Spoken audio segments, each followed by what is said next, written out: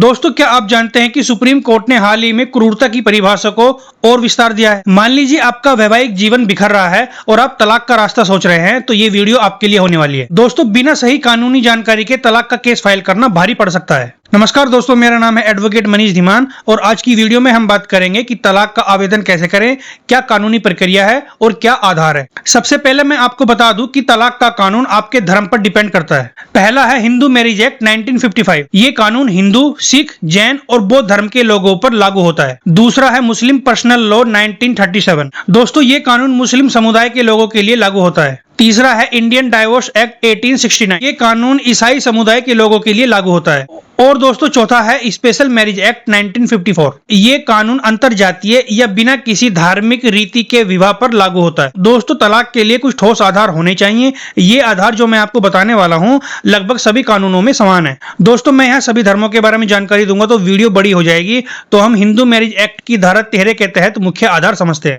पहली है शारीरिक या मानसिक क्रूरता। यहाँ एक केस साइटेशन है, कमल नारायण सोनी वर्सेस रूपा सोनी 2023। दोस्तों, यहाँ सुप्रीम कोर्ट ने इस मामले में कहा था कि क्रूरता की कोई परिभाषा नहीं है, ये तो सामाजिक स्थिति और परिस्थिति पर डिपेंड करती है। मान लीजिए पति या पत्नी एक दूसरे के लिए जीवन को नर्क कर दे तो ये क्रूरता है। दूसरा है परित्याग। मान लीजिए पति या पत्नी के बिना किसी उचित कारण के साथ रहना छोड़ दिया हो और ये सिलसिला लगातार 2 साल से चल रहा हो। दोस्तों, यहाँ कर्नाटक हाई कोर्ट ने एक मामले में पत्नी ने जुड़वा बच्चों को जन्म देने के तुरंत बाद तलाक का आवेदन किया, तो फिर यहाँ कोर्ट ने कहा कि बच्चे के जन्म के तुरंत बाद परित्याग का आधार साबित ही नहीं होता। तीसरा है व्यभिचार, अडल्ट्री। दोस्तों, इस कंडीशन में शादी के बाद किसी अन्य व्यक्ति से अपनी मर्जी से शारीरिक संबंध बनाना। और चौथा है आपसी सहमति, म्यूचुअल कंसेंट। मान लीजिए दोनों पक्ष 1 साल से दूर रह रहे हैं और वे मानते हैं कि साथ रहना संभव नहीं है, तो सेक्शन 13B के तहत वे संयुक्त रूप से तलाक ले सकते हैं और पहली याचिका के 6 महीने बाद दूसरी मोशन देनी होती है। दोस्तों, अब बात करते हैं कि 2019 में मुस्लिम महिलाओं के लिए तलाक का कानून अब बदल चुका है। ट्रिपल तलाक,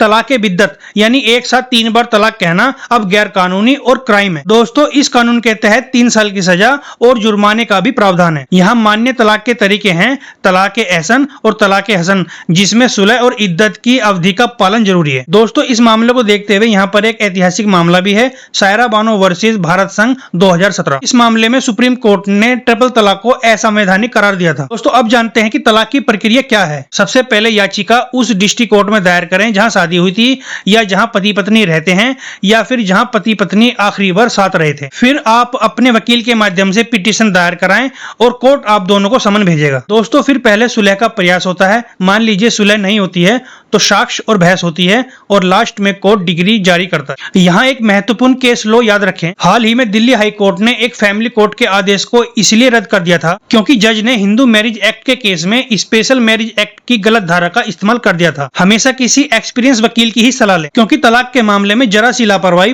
पूरी प्रक्रिया को लंबा खींच सकती है।